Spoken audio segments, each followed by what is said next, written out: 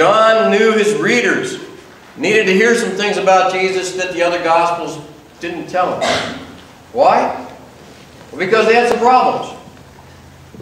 They had some ideas about Jesus and the ideas about what they're supposed to be doing that John needed to correct. And so we have a Gospel with some situations in it and sections that aren't in the other Gospels. And we've been camping out in chapters 15, 16, and 17 because that's one of those sections. Chapter 17. If you did not have the Gospel of John, you would not have this material. His readers needed to hear this. And last week we talked about the first paragraph. This week we're going to pick up in verse 6. He says, I have revealed to you, this is Jesus' prayer, by the way. I have revealed you to those who you gave me out of the world. They were yours. You gave them to me, and they obeyed your word. Now they know that everything you have given me comes from you. For I gave them the words you gave me, and they accepted them. They knew with certainty that I came from you, and they believed that you sent me. I pray for them. I'm not praying for the world, but for those you've given me, for they are yours. All I have is yours, and all you have is mine, and the glory has come to me through them. I will remain in the world no longer, but they are still in the world. I am coming to you, Holy Father. Protect them by the power of your name, the name you gave me, so that they may be one as we are one. While I was with them, I protected them, and I kept them safe by that name that you gave me. None of them was lost except the child of hell, so the Scriptures will be fulfilled. I am coming to you now, but I say these things while I am still in the world, so that they may have the full measure of my joy within them. I have given them your word, and the world has hated them, for they are not of the world any more than I am of the world. My prayer is not that you take them out of the world, but that you protect them from the evil one. They are not of the world, even as I am not. Sanctify them by the word. Your word is truth. Sanctify them by the truth. Your word is truth. As you sent me into the world, I have sent them into the world. For them I sanctify myself, that they too may be truly sanctified. Jesus' prayer, it's before he gets to Gethsemane, is that his followers would be taken care of, and that they would be one, as he and the Father are one. This is huge, especially for the disciples movement. This is where we love to camp out and look. And if you look at the front of your order of worship, we're trying to figure this out. What does it mean that they all might be one as we are one? And you look at all the different symbols of the different denominations of the Christian faith, and we just picked out a handful of them to put on there. That they may be one as we are one. See, what's going on in Asia Minor is they're not one anymore. Yeah, they have believers in Jesus that are teaching this. They have believers in Jesus that are teaching this. They have believers in Jesus that are teaching something else over here and following something else. And they are not one. They're not one. There's no unity there.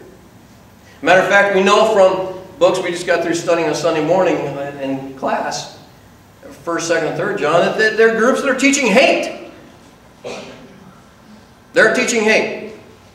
Hard to be one when somebody's teaching hate. But this is what was important to Jesus. And John wanted him to know before he went to the cross that this is what his prayer was. That you'd sanctify him, you'd take him, you'd protect him by the name. We're going to talk about that in a minute. So they might be one. Unity. Unity in Christianity. This is a huge deal because there are different ways to look at it. When you think of unity, when you think of oneness, maybe there's different ways you can go. Maybe you think everybody could be one because they're exactly the same.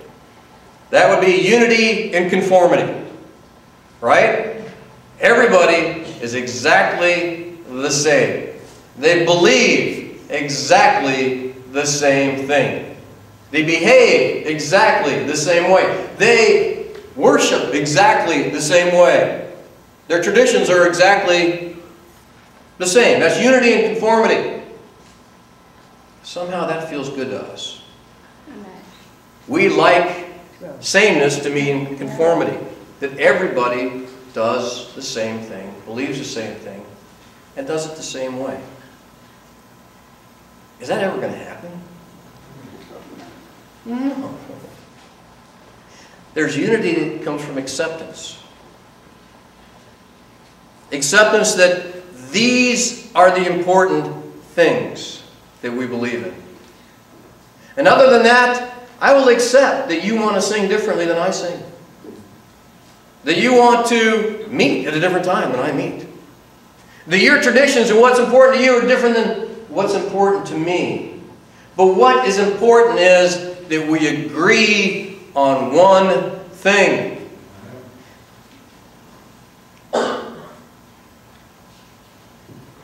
We don't do that very much. No, we really don't. When someone comes to that door, we want them to believe the way we believe. We want them to act the way we act. We want them to hate the way that we hate, and the people that we hate. Oh, no, we don't. No, we don't. Yeah, we do. Yeah, okay, sometimes. We do. We want them to feel the same way about the way we vote. I hope not. But we do, don't we? We want them to feel the same way about the wars that we fight. This is a problem for us, guys. We have to admit that this is a problem for us. I have been in groups that will tell you that you are not a Christian unless, and then they can just narrow it down. Boom, boom, boom, boom. Usually here's the way it's said. You know, a real Christian would vote like this. A real Christian wouldn't support that. A real Christian wouldn't do that. A real Christian wouldn't live over there. Doesn't it sound familiar to you at all? You know, a real Christian would wear hats to church on Sunday. Hey, we're only like 40 years away from that. Don't tell me you don't remember that one. Real Christians wouldn't have decks of cards in their house. Remember that one? Real Christians wouldn't go to a dance. Real Christians wouldn't have alcohol in their home. But none of these sound familiar to you guys? No? Okay, come on. Yeah. Real Christians wouldn't vote for that person. Real Christians wouldn't support that cause. Okay. Do you get it? I mean, everybody is able to say, I am the standard of real Christianity. I am the standard of what is right and what's wrong. And if you disagree with me, then you're on the other side. How far will we get? How far will we get preaching a gospel of love and acceptance and forgiveness if we kept that concept of unity? We wouldn't get very far. Because there'd be the us and them. Us and them. And if we want to major in what's different, and there are differences. You look at those symbols in the front, I mean, there are differences in every one of those groups. And if you want to major in that, then people will be further and further and further apart. If you want to major on what we have in common, that we believed Jesus came from God, the same way the apostles finally figured that out. Did you guys read that? Chapter 17, we just read that. They finally figured out that I came from you. That we believe that Jesus is God. And God raised him from the dead. That he did make that sacrifice for us because we needed it. That's where we can major. That's where we can hang out. That's where we can hold on to. That's where we can be united. Jesus said, It's the name.